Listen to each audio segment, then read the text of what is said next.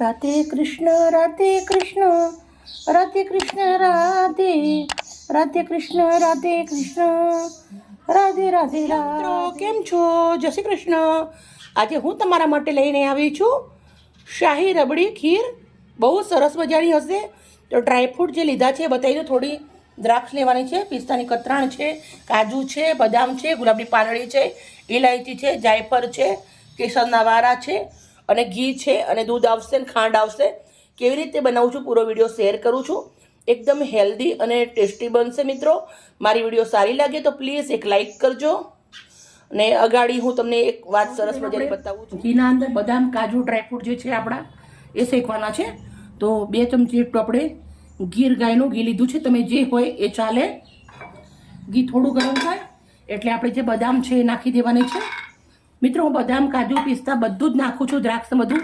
તમારા જોડે થોડું ઓછું વધારે હોય તો ચાલે. બદામ પછી આપણે કાજુ નાખ્યા છે.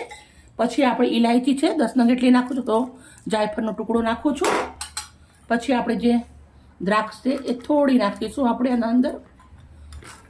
હવે આપણે ડ્રાયફ્રૂટને થોડા શેકવાના છે ઘીના અંદર.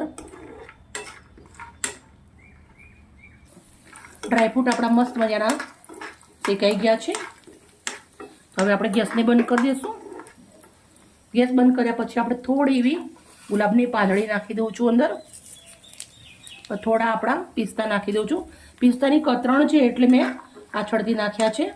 હવે આપણે આ મિશ્રણને થોડું ઠંડુ પડે એટલે મિક્સરના જારના અંદર જાડા તળિયાનું ગેસ ઉપર વાસણ રાખવાનું છે. મેં હાંડલી લીધી છે. પછી આપણે જે દૂધ છે એ રેડું છું. પહેલાં 1 લીટર દૂધ રેડી દઈશું આપણે.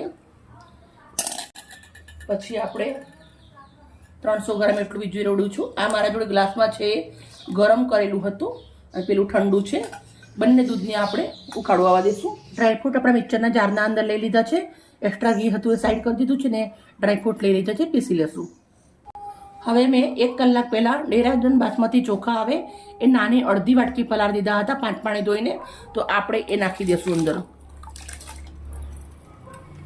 મેં ડેરાડૂન બાસમતી ચોખા લીધા છે.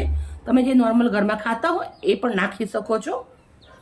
ચોખા આપણે દૂધના અંદર જ પકાવવાના છે એટલે ચોખા ચડે ત્યાર સુધી આપણે દૂધને ઉકળવા દેવાનું છે.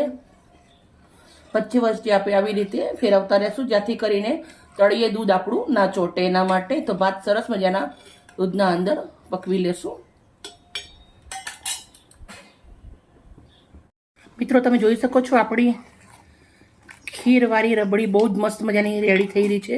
આપણે જરા બી પાણીનો ઉપયોગ નથી કર્યો અને પૂરું દૂધ બારી સરસ મજાના એકદમ ભાત ઘટ થાય ત્યાર સુધી કરવાનું છે. આવી રીતે ફેરવતું જ રહેવાનું છે આપણે આને.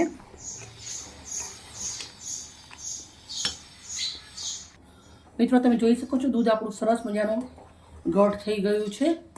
એકદમ રબડી જેવું થવા માંડ્યું છે. બહુ સરસ. તો હવે જે આપણે પીસેલું છે ડ્રાયફ્રૂટ બધા એ નાખી દઉં છું.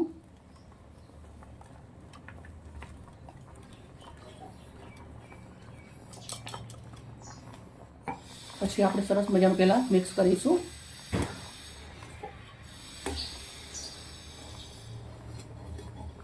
હવે મિત્રો આપણે ચારોળી નાખવાની છે. પછી આપણે થોડા પિસ્તા નાખું છું. હવે આપણે 1 વાટકી ભરી અને ખાંડ નાખી દેવાની છે.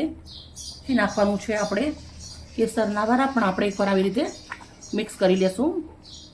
મિત્રો તમે ખીર ઘણી ખાધી હશે પણ એકવાર જેવી રીતના હું બનાવું છું એવી રીતના તમારા પરિવાર માટે તમે જરૂરથી બનાવજો. મિત્રો તમને એક વાત હું બતાવું. અમે જ્યારે રાજસ્થાનમાં જઈએ ઉનાળા વેકેશનમાં મામાને એમના ઘરે, ત્યારે મામાના ઘરે જઈએ ત્યારે કોઈ આપણને આઈસ્ક્રીમને એવું બધું પહેલાં ના મળતું અને શ્રીખંડ કે કંઈ જ ના મળે. અને આવી રીતના સરસ મજાનું આઈસ્ક્રીમ અને શ્રીખંડને ટક્કર મારે એવું સરસ મજાની રબડીવાળો ખીર બનાવે એમ નાનીમાં. તો મેં આજે આવી રીતની સરસ મજાની રાજસ્થાન સ્ટાઇલના અંદર બનાવ્યું છે. આપણે કેસરના વારા નાખી દીધા છે. આ બધું નાખ્યા પછી આપણે હજી આને 10 મિનિટ સુધી ધીમા તાપે ઉકાળવાનું છે. મિત્રો આ સરસ મજાનો ઠંડો પડી જાય ને પછી તમે ખાઓ તો તમે આઈસ્ક્રીમ અને શ્રીખંડને તો ટક્કર મારે એવો સરસ મજાનો લાગે. તો એકવાર જરૂરથી ટ્રાય કરજો. આપણે હજી આને સરસ મજાનું હલાવતા જશું અને મિક્સ કરતા જશું અને 10 મિનિટ સુધી પકાવીશું. મિત્રો તમે જોઈ શકો છો આપણી રબડી ખીર રેડી થઈ ગઈ છે. તો હવે આપણે અંદર થોડીક એવી દ્રાક્ષ નાખી હતી એ નાખી દઉં છું અને થોડી ગુલાબની પાંદડી આવી રીતે હાથથી મસળીને નાખું છું અંદર. ગેસને બંધ કરી દેવાનો છે અને આપણે હવે સર્વ કરી દઈશું. મિત્રો મેં કાચનું એક બાઉલ લીધું છે, એના અંદર હું સર્વ કરું છું. તમે જોઈ શકો છો એનું ટીશર.